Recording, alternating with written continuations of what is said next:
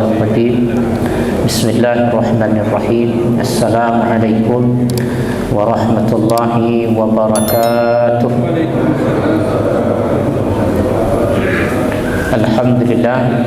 Alhamdulillah rabbil alamin wa bihi nasta'in ala umuri dunya waddin. Asyhadu an la ilaha illallah wahdahu la syarika lah wa asyhadu anna Muhammadan abduhu wa rasuluhu alladzi la nabiyya ba'dah. Allahumma salli wa sallim ala hadan nabiyil karim wa rasulil azim Muhammadin sallallahu alaihi wasallam wa ala alihi wa ashabihi ajma'in. Amma ba'd. Hadirin wal hadirat jamaah salat maghrib Masjid Al-Muhajirin Komplek Bumi Asri yang dirahmati oleh Allah. Alhamdulillah kita bertemu lagi dalam keadaan sehat walafiat.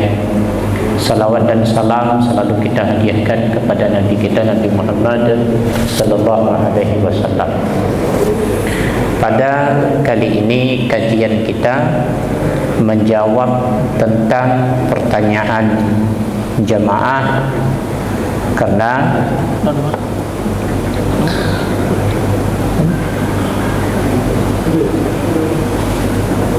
kelihatan di layar. Ada jamaah mengatakan, Ustaz, saya dulu dari kecil sampai dewasa, sampai berumah tangga, sampai punya anak, sampai punya cucu, kami mengamalkan duduk tawaruk ketika solatnya 2 rakaat, baik itu solat sunnah ataupun solat subuh. Namun sekarang ada sebagian jamaah kami lihat yang duduknya duduk iftirash pada solat subuh, sehingga duduk kami tak seirama.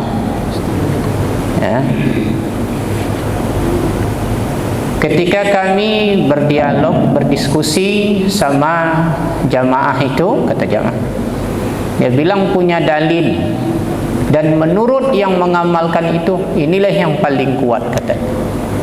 Jadi duduk solat subuh, duduk rakaat terakhir dia duduk di atas telapak kakinya. Itu disebut dengan duduk iftirash. Malam ini supaya kita tidak ragu untuk menjawab pertanyaan itu, maka kita bahas malam ini.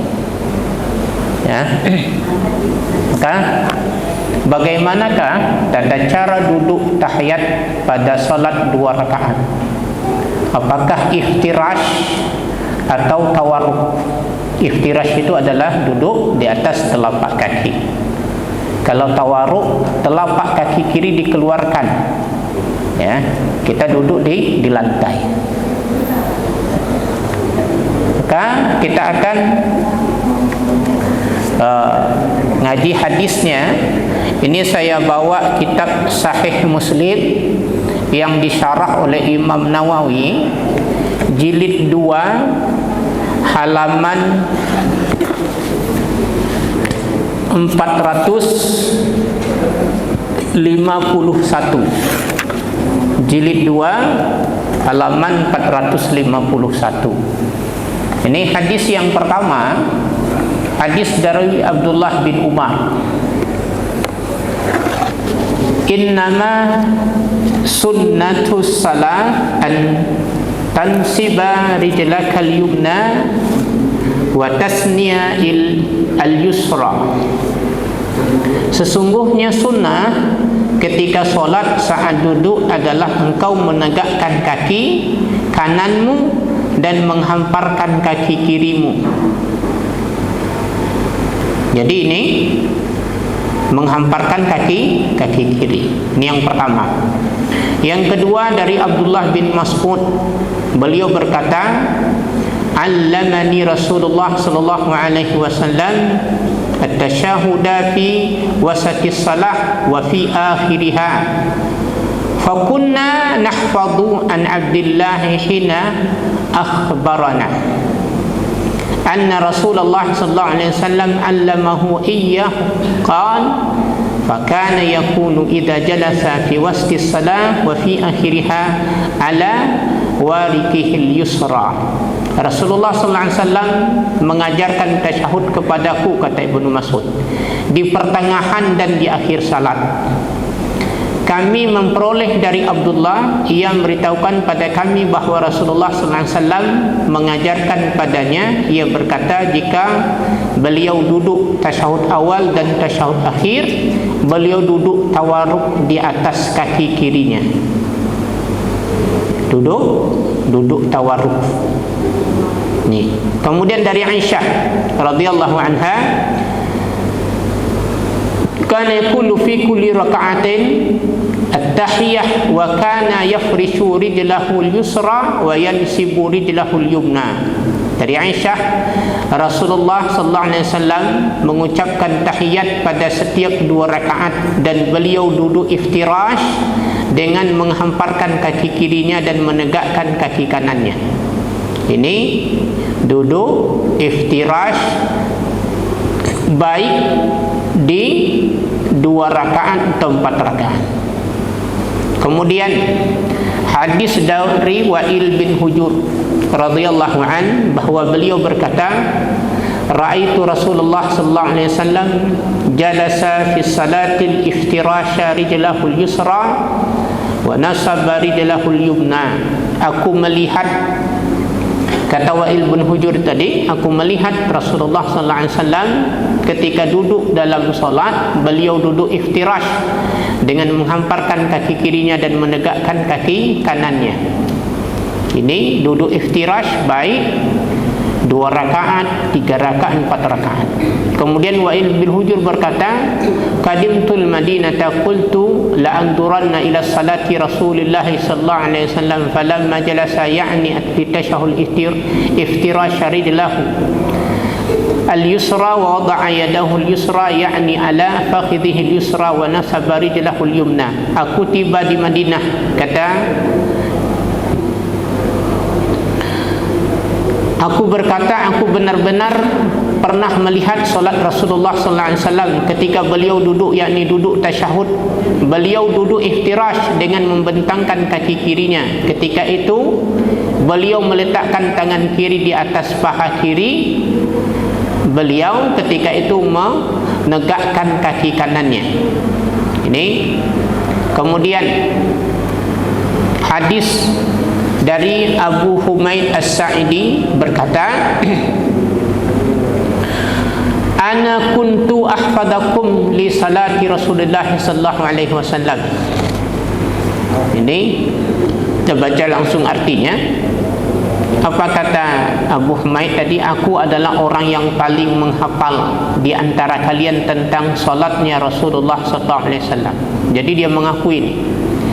Ini Abu Humaid As-Sa'idi ini berkata, ini bukan perkataan sombong. Ya. Artinya apa? Dia memperhatikan Rasulullah, kemudian dia berkata, aku adalah orang yang menghafal di antara kalian tentang solatnya Rasulullah sallallahu alaihi wasallam. Aku melihatnya tatkala bertakbir, beliau menjadikan kedua tangannya sejajar dengan kedua pundaknya. Jika rukuk, beliau menetapkan kedua tangannya pada kedua lututnya lalu meluruskan punggungnya. Jika mengangkat kepalanya, beliau berdiri tegak hingga kembali setiap dari tulangnya belakangnya ke tempatnya, dilurus. Jika sujud, beliau meletakkan kedua tangannya tanpa menidurkan kedua lengannya dan tidak pula meletakkannya pada lambungnya, dan menghadapkan jari-jari kakinya ke arah kiblat. Jika beliau duduk pada rakaat kedua, ini yang jadi kajian, maka beliau duduk di atas kaki kirinya dan menegakkan kaki kanannya, duduk iftirash. Jika duduk pada rakaat terakhir, beliau mengedepankan kaki kirinya dan menegakkan kaki yang lain, kaki kanan, dan duduk di atas lantai bukan di atas kaki kirinya, artinya duduk tawarruk. Jadi hadis ini, dari hadis-hadis tadi berbeda-beda. Ada yang seluruhnya mengatakan duduk itu iftirash, mau rakaat kedua, rakaat keempat. Ada yang mengatakan duduk tawarruk semuanya, baik di rakaat kedua maupun rakaat keempat. Jadi dari hadis itu, maka dari hadis-hadis yang berbeda tadi, jadi jalurnya itu kayak kita Ada yang dapat informasi satu. Misalnya ada orang bertanya, gimana si fulan itu? Ketika orang nanya informasi sama kita lihat si fulan itu lagi di kedai tua. Wah, dia mainan di tempat kedai tua. Jadi ada orang bertanya kepada kita tentang sepulan juga, tapi kita jumpa dia di pajak. Kita sampaikan apa yang kita lihat kepada seorang. Kemudian ada orang bertanya lagi tentang sepulan kepada orang lain, dia jumpa di masjid, yang dia sampaikan apa yang ia lihat. Beginilah hadis ini. Jadi para sahabat, dia menyampaikan apa yang ia lihat, kemudian sampailah kepada imam mazhab. Ini dari hadis-hadis di atas muncul 4 pendapat tentang tata cara duduk tasyahud. Nih, pendapat pertama yaitu pendapat Imam Malik dan pengikutnya, sahabat-sahabatnya dan murid-muridnya Imam Malik. Duduk tasyahud baik awal dan akhir adalah duduk tawarruk. Duduk tawarruk semua. Misalnya solat kita kayak solat maghrib tadi.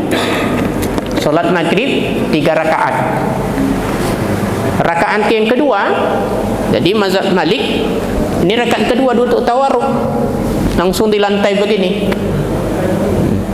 Rakaat ketiga juga demikian. Ini solat zuhur, rakaat keduanya duduk tawarruk, dikeluarkan kaki kiri, duduk di lantai. Rakaat keempat juga demikian. Kenapa? Karena hadis yang diterima oleh Imam Malik demikian. Kemudian yang kedua, pendapat Imam Abu Hanifah dan pengikutnya, duduk tasyahud baik awal dan akhir adalah duduk iftirash, kebalikan dari Imam Malik. Jadi ini duduk tasyahud awal iftirash, duduk di atas kaki kiri, kaki telapak kaki kanan didirikan, jari jemari yang hadap kiblat. Rakaat kedua begini, rakaat ketiga solat maghrib juga begini. Ini menurut Abu Hanifah, kebalikan dari Imam Malik. Kemudian pendapat yang ketiga yaitu pendapat Imam Asy-Syafi'i rahimallahu taala. Beliau membedakan antara duduk tasyahud awal dan akhir. Ada perincian. Untuk duduk tasyahud awal duduk iftirash, dan untuk duduk tasyahud akhir duduk tawarruk. Tasyahud awal duduk iftirash, tasyahud akhir duduk tawarruk. Pertanyaannya, bagaimana kalau dia tasyahudnya 1 kali? Seperti solat sunnah 2 rakaat setelah maghrib tadi, atau solat subuh yang 2 rakaat. Maka dalam kitab Sahih Muslim ini dijelaskan bahwa kata Imam Asy-Syafi'i rahimallahu taala, as-sunnatu ayyajlisa kulla jilsatil muftarishan. Disunnahkan seseorang itu duduk, setiap duduk solatnya, semua duduknya, duduk antara 2 sujud, duduk istirahat, semuanya sunnahnya duduknya muftarishan, duduk di atas telapak kaki kiri. Illa, ini pengecualinya, illa allati yaqibuha salam, kecuali sebelum salam. Duduk sebelum salam, mau dia 1 rakaat, mau 2 rakaat, yang duduk sebelum salam artinya duduk tahiyat terakhir itu duduknya tawarruk, bukan duduk iftirash.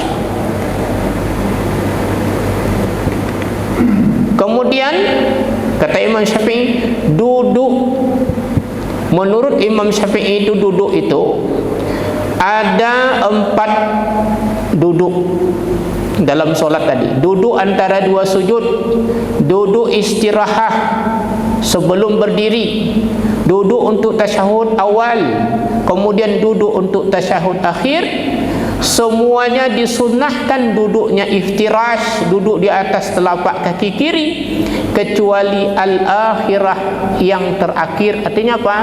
Yang tahiyat akhir. Falau kana masbukan, kalau seorang masbuk gimana? Masuk terlambat deh. Wa jalasa imamuhu fi akhir salatihi mutawarrikan, imam itu duduk pada rakaat terakhir itu dalam keadaan tawarruk. Kemudian jalasal masbuk muftarisan, orang yang masbuk tetap duduknya duduk iftirash. Itu kata Imam Syafi'i rahimallahu ta'ala. Jadi Imam Syafi'i ini termasuk orang yang pintar. Dalam manaqib Imam Syafi'i, pujian kepada Imam Syafi'i itu orang yang pintar. Maka masih kecil sudah disuruh berfatwa. Ketika pernah cerita itu Imam Ahmad dengan kawannya tak paham satu hadis. Ada hadis itu begini bunyinya. Jadi ulama itu dapat hadis tapi nggak ngerti maksud hadis. Jadi ada hadis, biarkan burung itu di dalam sangkarnya. Apa makna hadis ini? Orang dapat hadis tapi nggak ngerti si hadis. Jadi ulama gitu disimpannya hadis ini. Ini namanya nih tawakuf, tidak dibicarakan, tapi hadis tetap dihafal, ditulis dalam kitab. Kemudian ketika Imam Syafi'i mengajar begini, datanglah Imam Ahmad dari Irak ini gitu. Apa yang terjadi? Kata Imam Ahmad, dia bertanya kepada Imam Syafi'i yang masih muda belia, tapi dah mengajar, dah punya majelis. Apa makna hadis ini? Karena engkau orang suku Quraisy. Imam Syafi'i itu nasabnya sampai ke Rasulullah sallallahu alaihi wasallam. Jadi dia sukunya suku Quraisy, suku yang paling mulia di Arab. Bahkan dalam hadis itu, kalau ada pemimpin dipilih, ini suku Quraisy, ini suku lain, maka didahulukan suku Quraisy. Suku Quraisy ini salah satu hebatnya yang paling fasih bahasa Arab. Ya, apa yang terjadi? Dia tanya. Menurut Imam Ahmad bin Hanbal, hadis ini dia takwilkan. Maknanya apa? Menurut dia, nanti lepaskan, biarkan di sangkarnya, tapi di malam hari dilepaskan. Kata Imam Syafi'i senyum. Bukan itu maksudnya. Maksud hadis ini adalah ketika burung itu di dalam, biarkan burung itu dalam sangkarnya. Maknanya apa? Orang Arab jahiliyah dulu kalau mau berangkat itu namanya tatayar. Tatayar apa? Kalau burungnya lihat ke kanan begini, wah ini boleh berangkat. Kalau ke kiri tak boleh. Ya. Nah, ditanya. Kalau bunyinya begini, ini namanya tatayar, tanya sama burung. Kalau kita dulu bunyi cicak, cicik, nah ini bahaya, ini nggak bisa berangkat. Ini namanya tatayar, tak boleh dalam Islam. Jadi kita percaya, baru mereka mengerti, mereka sangat bersyukur karena penjelasan dari Imam Syafi'i rahimallahu ta'ala. Jadi ini yang ketiga. Yang keempat, pendapatnya Imam Ahmad dan Ishaq.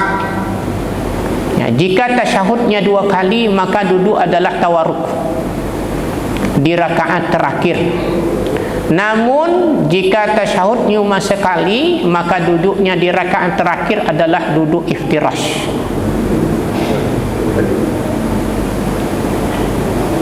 Maka ini,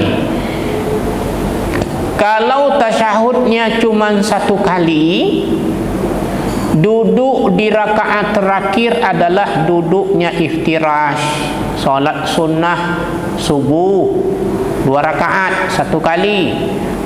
Solat tarawih, solat fardu subuh, solat sunnah yang lain, itu yang mengamalkan pendapat Imam Ahmad bin Hanbal. Dia duduknya iftirash karena dia anggap 1 kali tasyahudnya. Sekarang banyak mengamalkan, banyak. Sebagian saya lihat mereka menganggap pendapat Imam Ahmad tentang ini, mereka mengatakan yang kuat. Dapat ini yang kuat, mereka ngamalkan. Jadi membuat ragu jamaah, dan juga enggak rapi safnya ketika duduk. Ya. Karena sebagiannya semuanya 99 itu duduknya tawarruk. Cuma satu orang yang duduk iftirash ketika sholat subuh. Mana yang paling kuat? Yang paling kuat adalah pendapat terkuat adalah pendapat yang dipilih oleh Imam Syafi'i rahimallahu ta'ala. Ketika tasyahud awal duduknya adalah iftirash, ketika tasyahud akhir baik yang dengan sekali atau dua kali tasyahud ya, adalah dengan duduk tawarruk baik satu kali. Kenapa ini paling kuat? Nah, jadi kita lihat hadisnya lagi. Kenapa ini paling kuat? Karena begini, hadis yang digunakan, pendapat yang mengatakan duduk iftirash pada solat yang 2 rakaat itu hadisnya berbentuk umum. Karena disebutkan gitu, fi raka'atain, pada 2 rakaat. Kalau pada 2 rakaat itu umum. Muhtamal. Makna hadis itu muhtamal apa maksudnya? Pada 2 rakaat solat zuhur, solat asar itu 4 rakaat. Pada 2 rakaat katanya. Itu bisa maknanya pada 2 rakaat. Pada 2 rakaat solatnya zuhur itu duduk iftirash. Pada rakaat kedua solat asar duduknya iftirash. Kalau diamalkan hadis itu secara zahir, maka pendapatnya kayak tadi. Baik dia pada 2 rakaat, misalnya solat zuhur rakaat kedua duduk iftirash, kemudian tambah 2 rakaat lagi, rakaat keempat duduknya tetap iftirash. Maka pendapat yang paling kuat sini, baik di dalam Fathul Bari yang disyarah oleh Imam Ibnu Hajar Al-Asqalani, baik di dalam kitab Sahih Muslim ini, maka pendapat yang paling kuat adalah ketika kita tasyahud akhir. Tasyahud akhir, baik solatnya 1 rakaat atau 2 rakaat atau 3 rakaat, itu duduknya tawar, bukan iftirash. Jadi tidak perlu ragu lagi. Jadi di sini dijelaskan bahwa kata Abu Hamid tadi, aku yang paling menghafal bagaimana tata cara salatnya Rasulullah sallallahu alaihi wasallam. Langsung. Kenapa? Karena sekarang kan banyak aliran-aliran, orang makin ragu. Ada juga ulama yang pendapat begini, pendapat yang kelima, silakan diamalkan kedua-duanya. Apa? Boleh duduk tawaruk, boleh duduk iftirash. Dia kumpulkan. Kenapa? Karena memang semuanya hadisnya sahih. Sahih semua. Tentang hadis ini yang ada pendapat ulama. Keluar dari sini, nah ini Indonesia ini kan aneh-aneh. Sekarang keluar apa lagi? Ada yang pakai celana dalam itu. Apa lihat nggak? Lagi viral, dikasih panggung. Ini aneh memang di Indonesia kita. Namanya siapa? Yang Wildo ya kan? Pak lihat nggak videonya? Nanti kalau pun nggak Pak tahu, coba Pak lihat nanti. Dia bicara tentang manusia pertama bukan Nabi Adam, cerita yang enggak aja. Maka aneh. Yang aneh apa? Yang mewawancarainya, yang menaikkan ke media. Kan lebih bodoh lagi orang mewawancarainya. Bertanya tentang agama kepada orang yang tidak mengerti agama. Dia pakai kayak celana dalam aja, wawancara ini, cerita dia tentang agama, cerita tentang Nabi Adam, ya.